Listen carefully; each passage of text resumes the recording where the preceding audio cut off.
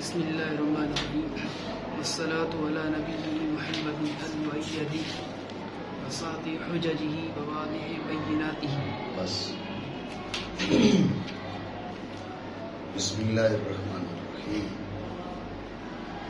الحمد للہ المتوحد بجلال ذاتہ وکمال صفاتہ المتقدس فی موعود الجبروت عن شواغل النقص والسمات. یہ اللہ جل وعلا کی حمد و ثنا کی. بسم اللہ کے بعد اللہ کی حمد و ثنا، اس کی کیا وجہ ہے اس کا بیان ہو چکا ہے. ذہن میں رکھیں ہر نعمت اللہ کی طرف سے، وما بکم من نعمت فمن اللہ، ہر نعمت اللہ کی جانب سے.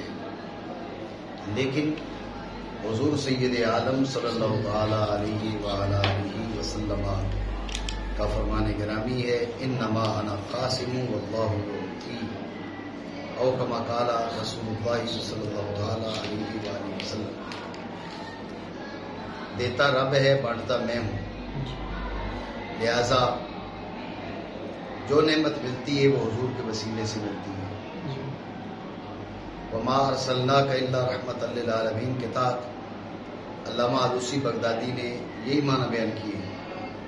قولہ علیہ الصلوۃ والسلام رحمۃ للجمیع بے اعتبار انہ علیہ الصلوۃ والسلام واسطۃ الفیض الالہی علی جمیع الممکنات.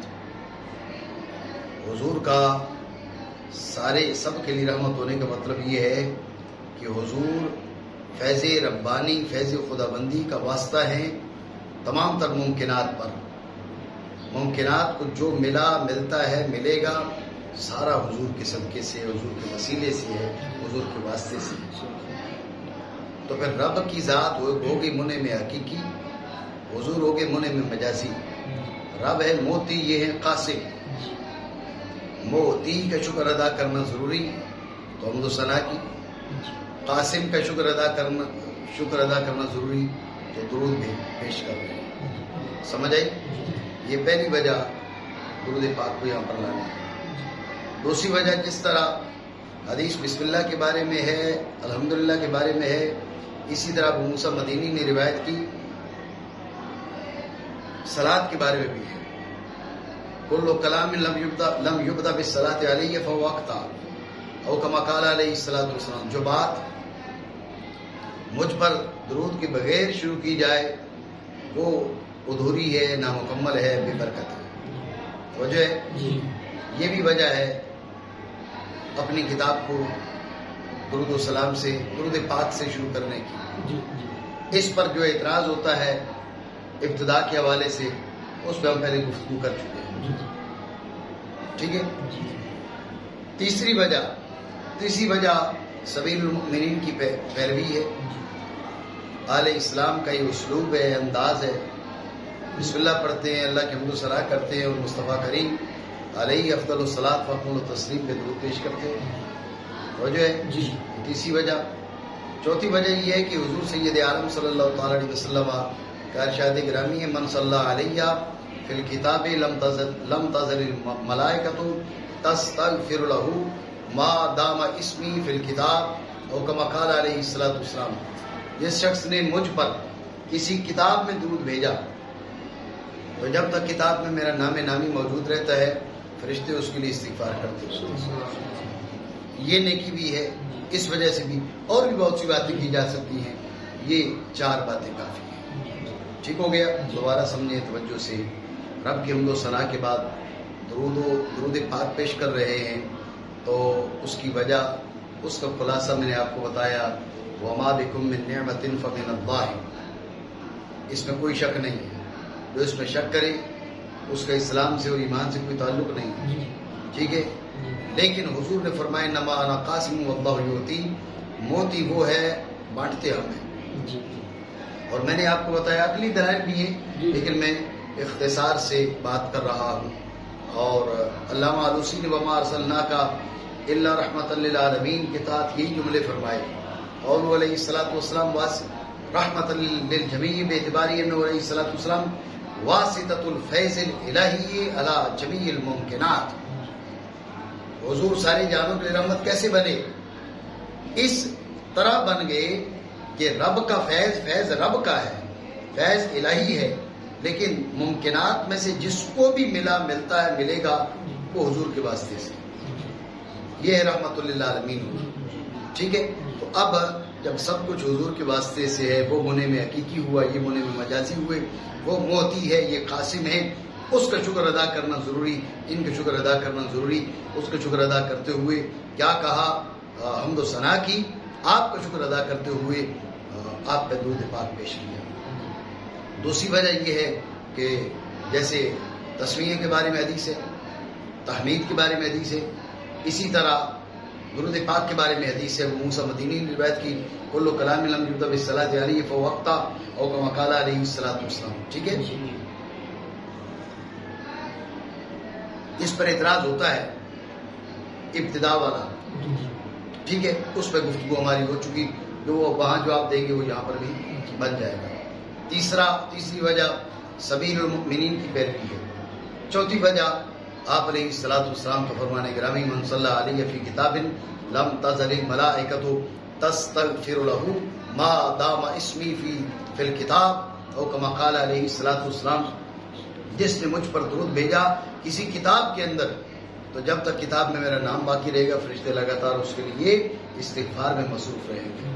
یہ اتنی عظمت اور رفعت ہے، اس کو حاصل کرنے کے لیے علامہ تفتزانی علیہ رحمہ نے اپنی کتاب کی ابتدا حضور سید عالم صلی اللہ تعالیٰ علیہ وآلہ وسلم آپ پر درود کے ساتھ کی. بات سمجھے؟ مانا کرے. اور درود ہو اللہ کے نبی جناب محمد صلی اللہ تعالیٰ علیہ وآلہ وسلم پر جو تائید کیے گئے ہیں ان کی حجتوں میں سے بلند کے ساتھ اور بینات میں سے واضح کے ساتھ. بات سمجھے؟ ایک سوال ہے اور وہ یہ کہ اللہ رب العالمین نے فرمایا ان اللہ وملائکتہ یصلون علی النبی یا ایھا الذین آمنوا صلوا علیہ وسلموا تسلیما. صلوا علیہ وسلموا تسلیما. درود بھیجو اور خوب سلام بھیجو. علامہ تفتزانی نے درود بھیجا، سلام کیوں نہیں بھیجا؟ حتیٰ کہ بعض علماء نے اکیلے درود کو بھیجنا مکروہ لکھا ہے. توجہ ہے جی؟ تو اس کا جواب سمجھو کہ بھئی یہ جو آپ بات کر رہے ہیں نا، ہم اس بات کو مانتے ہیں سلام عبادت عظیمہ ہے، لیکن درود کو اکیلے بھیجنا جو آپ مکروہ کہہ رہے ہیں یہ بات غلط ہے، یہ بات درست نہیں. اول تو قران فی اللفظ، قران فی المعنی کی دلیل نہیں بنتا. وَأَقِیمُوا الصَّلَاةَ وَآتُوا الزَّکَاةَ. نماز اور زکوٰۃ اکٹھے تھوڑی ہیں. جس پر نماز ہو اس پر زکوٰۃ ہو، جس پہ زکوٰۃ ہو اس پہ نماز ہو. نہیں ہے. جب نماز پڑھو زکوٰۃ بھی دینا پڑے، جب زکوٰۃ دو نماز بھی پڑھنا پڑے، یہ بھی نہیں ہے. سمجھ رہے بات؟ تو لہذا قران فی لفظ قران فی المعنی کا متقاضی نہیں ہوتا. زیادہ سے زیادہ یہ ہے کہ درود اور سلام کو اکٹھے ذکر کیا، لفظ میں قران ہے، یہ قران فی المعنی کا متقاضی نہیں ہے. اور سب سے بڑی دلیل یہ ہے کہ حضور سید عالم صلی اللہ تعالی علیہ وآلہ وسلم کی بکثرت احادیث ہیں جن میں اکیلا درود ہے. نہیں سمجھے؟ ان میں تنہا درود ہے. اللہم صلی علی سیدنا محمد وعلی آل سیدنا محمد کما صلیت علی ابراہیم کما صلیت، اور اللہم صلی آگے اللہم بارک. سلام ہے تو جو ہے سلام ہے.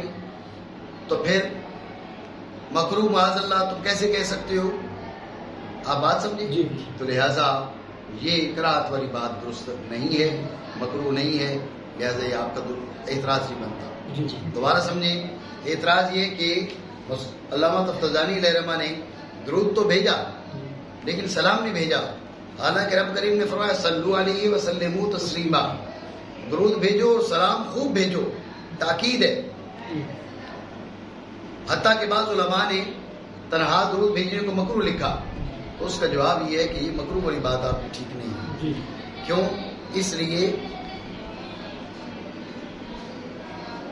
کہ زیادہ سے زیادہ یہاں قرآن فی لفظ پایا جا رہا ہے، اور قرآن فی لفظ ہمارے نزدیک قرآن فی المعنی کا متقاضی نہیں ہوتا۔ وَأَقِيمُوا الصَّلَاةَ وَآتُوا الزَّكَاةَ قرآن فی لفظ ہے، قرآن فی المعنی کا متقاضی نہیں۔ صلو علیہ وسلموا تسلیما قرآن فی لفظ ہے، قرآن فی المعنی کا متقاضی نہیں۔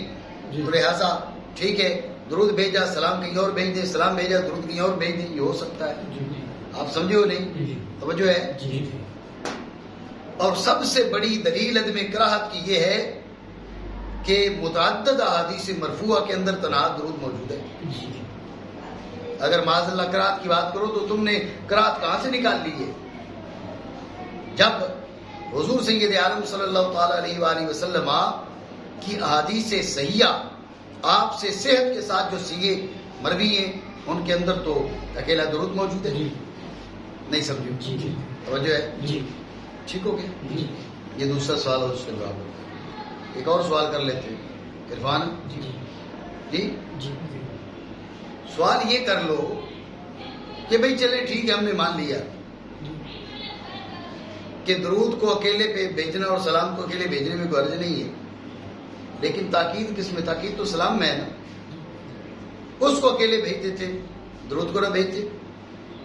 درود کیوں؟ وجہ ہے نہیں؟ درود کیوں جبکہ تاکید سلام میں ہے؟ سوال بنا نہیں؟ جی تو اس کا پہلا جواب یہ ہے کہ جو حدیث ہم نے پیش کی نا آپ کے سامنے، اس میں کلو کلام لم یبدأ بالصلاۃ علیہ، بالسلام نہیں، بالصلاۃ علیہ۔ وہ کہتی ہے درود بھیجو۔ من صلی علیہ فی الکتاب، حدیث کہتی ہے درود بھیجو۔ من صلی علیہ، یہ بھی کہتی ہے درود بھیجو۔ سبیل المؤمنین دیکھو تو ذہن میں رکھیں، سبیل المؤمنین بھی درود پر ہے۔ توجہ ہے؟ اور ایک اور اہم بات، آپ کہہ رہے ہیں جی سلام کی تو تاکید ہے، سلموا تسلیما، سلموا تسلیما، سلام کی تاکید ہے۔ غور کرنا، سلام کی تاکید فقط ایک کلمہ سے فرمائی گئی ہے، تسلیمہ کے ساتھ، اور درود کی تاکید رب نے فرمانے کے لیے پورا جملہ فرمایا، اپنا فعل بتایا، اپنے فرشتوں کو بتایا۔ ان اللہ وملائکتہ یصلون علی النبی، یسلمون نہیں فرمایا، یصلون کہا۔ درود وہ عظیم چیز ہے، رب بھی بھیجتا ہے، فرشتے بھی بھیجتے ہیں، تم بھی بھیجو۔ تو تاکید پھر درود میں زیادہ ہوگی، سلام میں زیادہ ہوگی؟ بات سمجھ رہے ہو نا؟ سلام کی تاکید تو وہ ہے جو ہم بھی عام طور پہ ایک لفظ بول کے کر دیتے، دربن اضرب دربن، ضرب دربن، سلموا تسلیما۔ درود سلام کی تاکید تو اتنی ہے، لیکن درود کی تاکید اتنی ہے کہ اللہ رب العالمین نے فرمایا میں بھیجتا ہوں، فرشتے بھیجتے ہیں۔ اپنا عمل بتا کے، اپنا فعل بتا کے، عمل نہیں، اپنا فعل بتا کے اللہ رب العالمین نے تاکید فرما دی۔ معمولی نہیں سمجھنا، یہ فعل خدا بندی ہے، یہ فعل ملائکہ ہے۔ بات سمجھے؟ تو تاکید جو آئے مبارکہ میں ہے وہ سلام کی اتنی نہیں ہے جتنی درود کی ہے۔ بات آپ سمجھے نہیں سمجھے؟ ٹھیک ہے، یہ چند ایک سوالات اور ان کے جوابات ہیں۔ ٹھیک ہے، ذہن میں رکھیں۔ صلاۃ، اب آتے ہیں صلاۃ کی جانب۔ صلاۃ کے جو معنی ہیں ان کے بارے میں کئی اقوال ہیں۔ ایک قول یہ ہے کہ اس کے معنی ہے دعائے خیر۔ کیا؟ دعائے خیر، میری دعا نہیں، میری دعا نہیں، دعائے خیر۔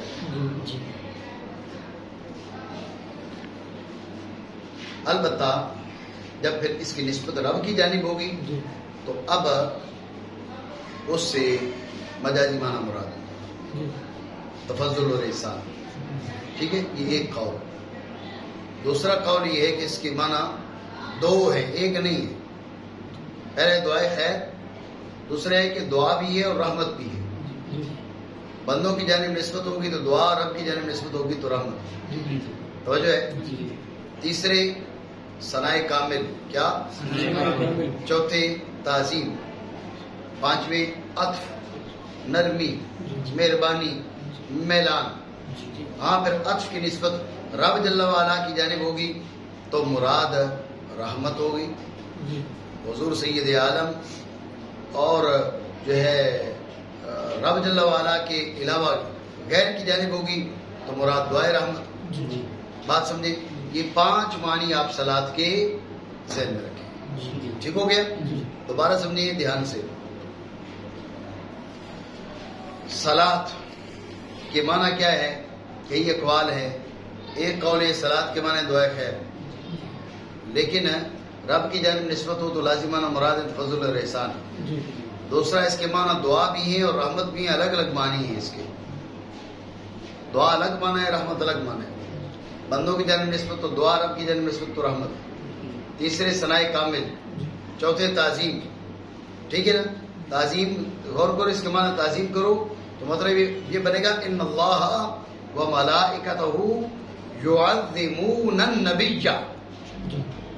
مصطفیٰ کریم کو رب نے ان عظمتوں سے نوازا ہے کہ رب بھی ان کی تعظیم کرتا ہے، رب کے فرشتے بھی تعظیم کرتے ہیں. جی بیوقوف اٹھ کے کہتے ہیں جی نہیں ہمارے جیسے بشر ہیں. اللہ نے وہ شان دی ہے. رب فرماتا ہے فرشتے تو فرشتے میں بھی تعظیم کرتا ہوں. اس ذات والا کی، اس ہستی کی رب بھی تعظیم کرتا ہے. وہ اپنی کما یلی کو بچھا نہیں کرے گا تو وہی، لیکن یہ وہ ہستی ہیں جن کی تعظیم رب بھی کرتا ہے. اور مصطفیٰ کریم وہ ہستی ہیں وہ بھی تعظیم کرتے ہیں. سیدہ پاک سلام اللہ تعالیٰ علیہ کی سیدہ پاک آتی تھی تو حضور سید عالم صلی اللہ تعالیٰ علیہ وآلہ وسلم اٹھ کے جگہ چھوڑ دیا کرتے تھے. یعنی سیدہ پاک پھر وہ ہستی ہیں جن کی تعظیم مصطفیٰ کرتے ہیں اور مصطفیٰ کریم وہ ہستی ہیں جن کی تعظیم رب کرتا ہے. ٹھیک ہے نا؟ تو 5ویں معنی ہے عطف، نرمی، میلان، مہربانی. رب کی جانب نسبت ہو تو رحمت کاملہ، غیر ذات باری تعالیٰ کی جانب نسبت ہو تو دعا. بات سمجھے؟ یہ 5 معنی اس کے صلاۃ سے. ٹھیک ہے؟ سارے بن سکتے ہیں، یہاں پر کوئی بھی بن سکتا ہے. لیکن ایک بات ضرور ذہن میں آتی ہے، یہ سوال ہوتا ہے کہ یہاں پر دیکھو نا کہا نا صلاۃ، جب تم کہتے ہو اللہم صلی علی، اللہم صلی علی، تو اب صلاۃ کی نسبت رب کی جانب ہے. مراد صلاۃ خدا بندی ہے. یہ تو بات واضح ہو گئی. لیکن جب آپ کہتے بس صلاۃ، یہاں صلاۃ کون سی ہے؟ بندوں کی یا رب کی؟ تو جو ہے نہیں اس کی بندوں کی یا اللہم صلی میں تو رب کی جانب نسبت ہے. والصلاۃ میں تو نسبت ہی نہیں ہے. اب بندوں کی صلاۃ یا رب کی صلاۃ، یہ سوال ہے. بات پہ دھیان دینا. بعض حضرات نے کہا بھائی رب کی. کس کی؟ رب کی. یہ جواب دیا. ان سے ہم نے پوچھا کیوں؟ انہوں نے کہا آگے ہے اللہ. آگے کیا ہے؟ آگے ہے اللہ. اللہ آتا ہے استعلاء کے لیے، اور حضور پر جو استعلاء ہے وہ تو فقط صلاۃ خدا بندی کا ہو سکتا ہے، بندوں کی صلاۃ کو تو نہیں ہو سکتا. توجہ ہے نہیں؟ جی یہ جواب دیا.